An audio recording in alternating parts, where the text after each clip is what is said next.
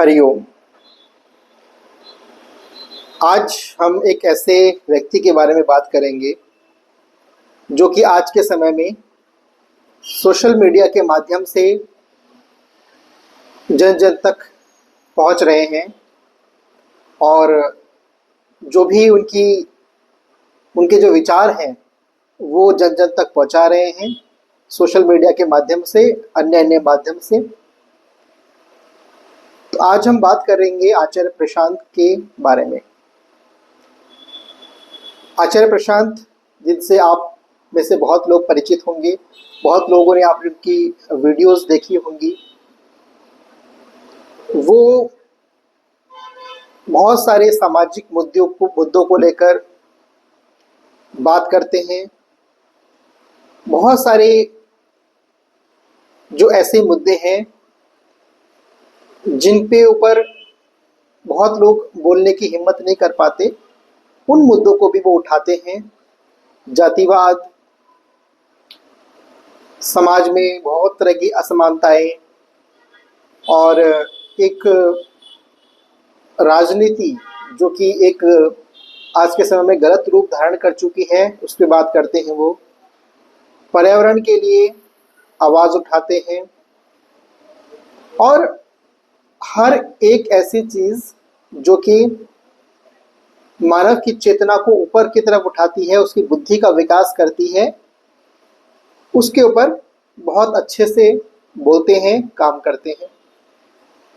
उनको ज़्यादातर सुनने वाले लोगों में युवा पीढ़ी के लोग ज़्यादा हैं, खासकर 18 से लेकर आपके 30-35 साल के जो हैं वो लोग उनको ज़्यादा सुनते हैं।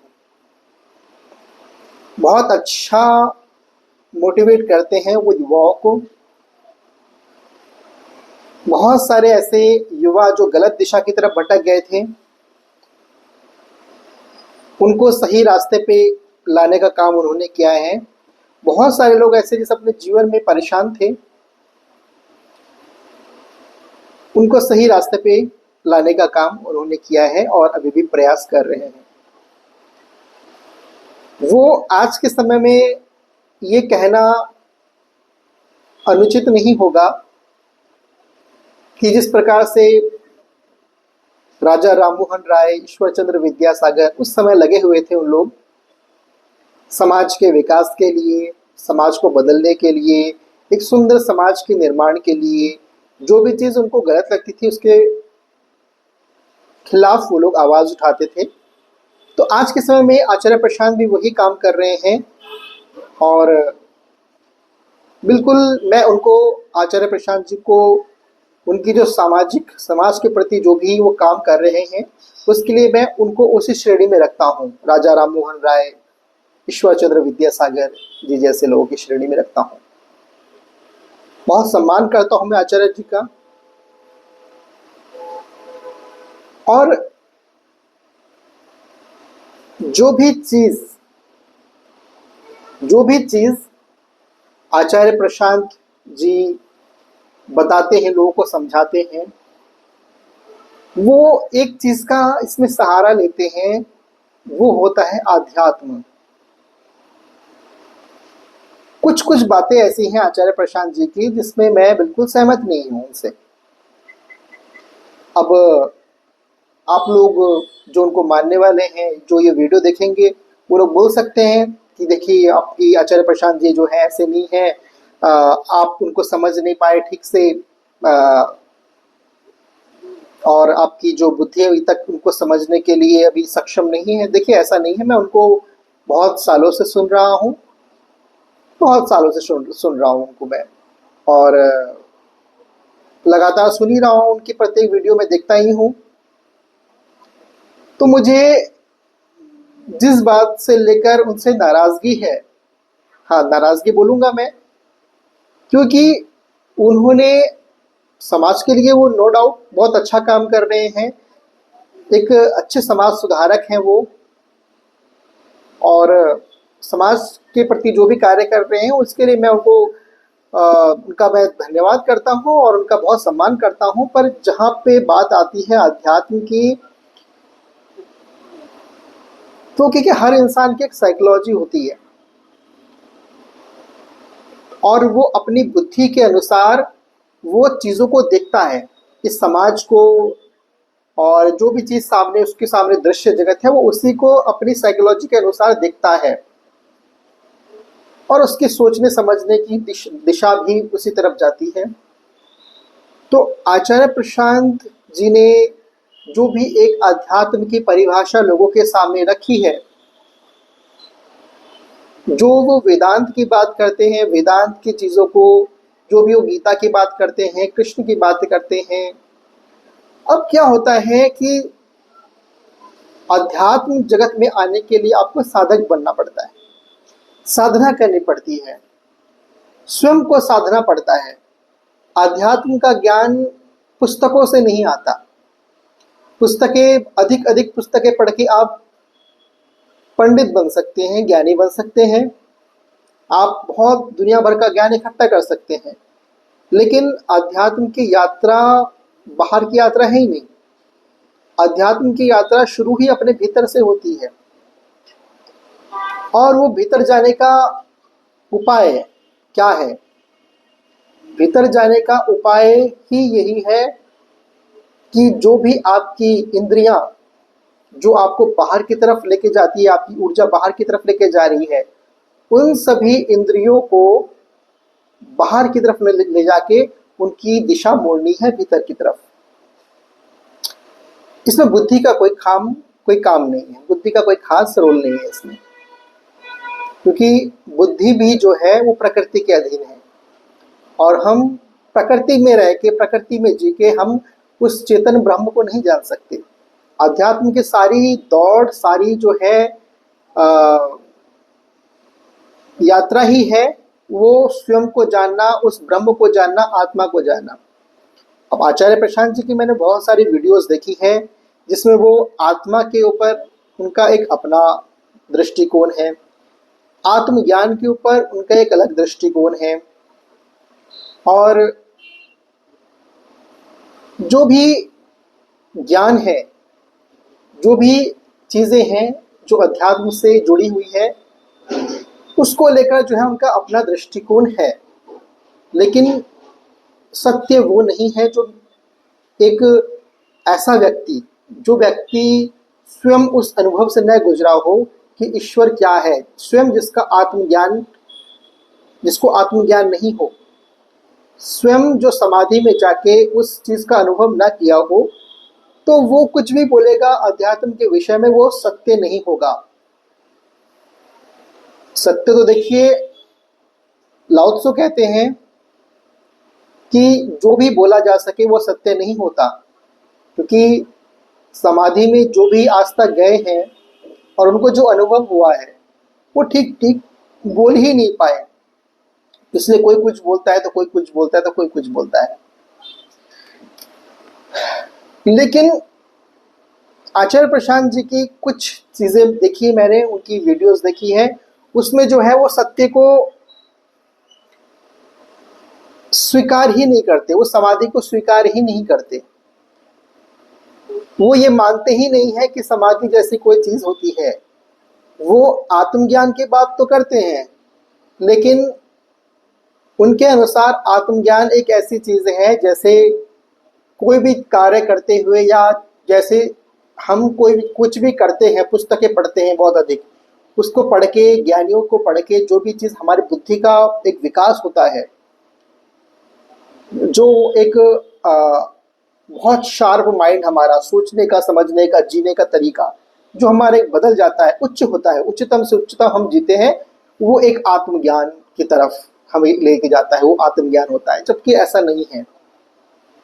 आत्मज्ञान एक ऐसी चीज़ है, वो हमें अनुभव होता है समाधि में जाके, और समाधि कब होती है? जब हम निर्विचार की अवस्था में जाते हैं, एक ऐसी अवस्था जहाँ पे ना तो कोई अच्छा कर्म है ना कोई बुरा कर्म है, वो एक कर्महीन अवस्था है जहाँ पे ना कोई सकाम कर्म है ना कोई निष्काम कर्म है। तो एक ऐसी अवस्था जहाँ पे विचारों का कोई काम ही नहीं है, ना कोई चीज उच्चतम है ना कोई चीज नीचे की है, निम्नतम। वो एक ऐसी अवस्था है कि वो तीनों गुणों से परे है,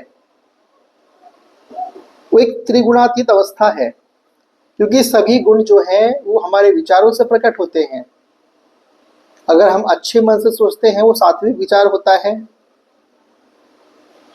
और अगर हम सिर्फ केवल स्वयं सुख के बारे में सोचते हैं, स्वयं के भोगों के बारे में सोचते हैं, वो रजोगुण से उत्पन्न होता है। और जो अगर हम किसी का बुरा सोचते हैं, बुरा ही बुरा करने का सोचते हैं, वो तमोगुणी मनुष्य के लक्षण होते हैं।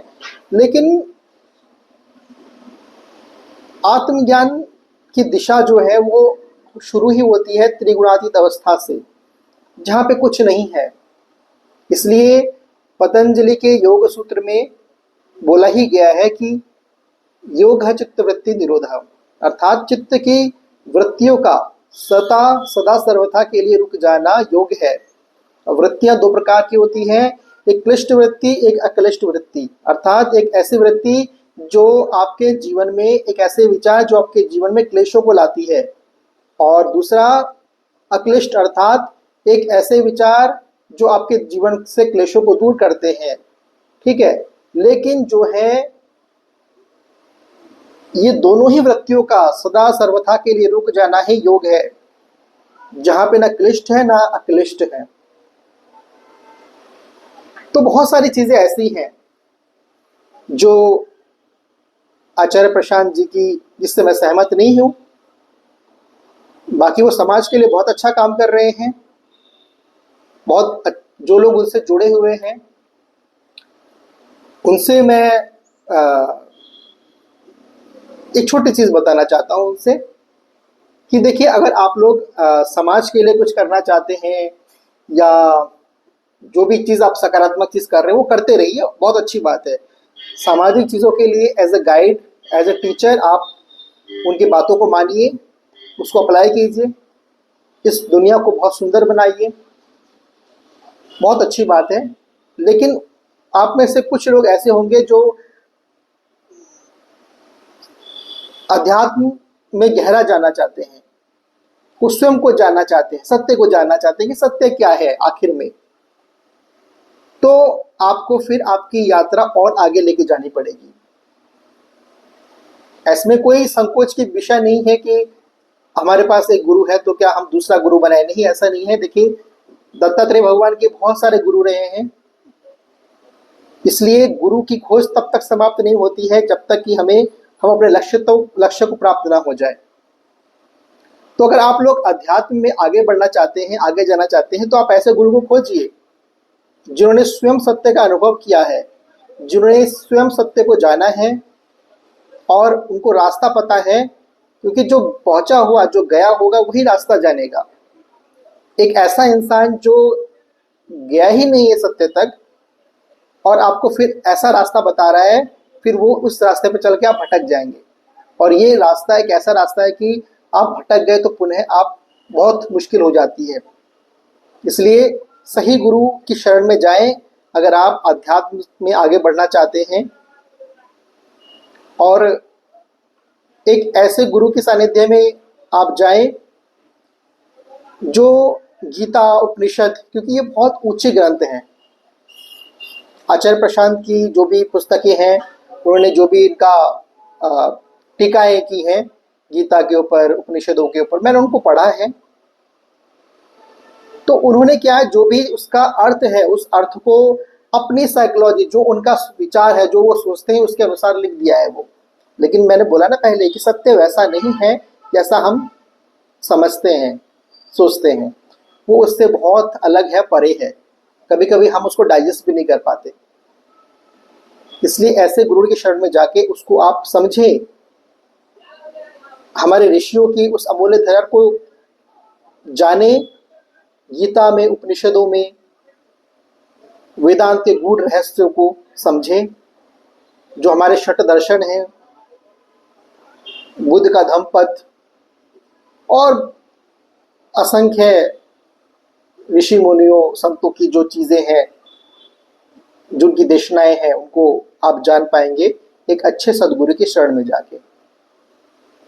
बस इतना ही कहना था। आप सभी का जीवन मंगलमय हो। हरिओम।